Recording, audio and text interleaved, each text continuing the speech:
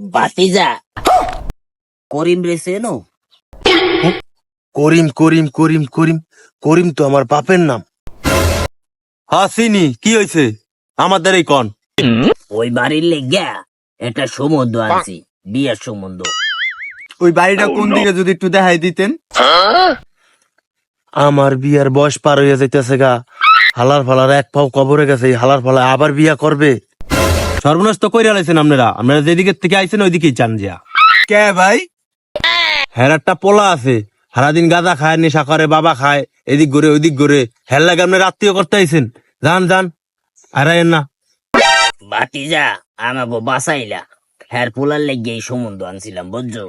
কাকা যাই যে কামটা করলাম কি, নিজের বাস নিজেই দিলাম। 20 বছর পর একটা সম্বন্ধ ছিল, সেটাও গো আমরা দিলাম, আমার আর বিয়ে বুঝি হলো না।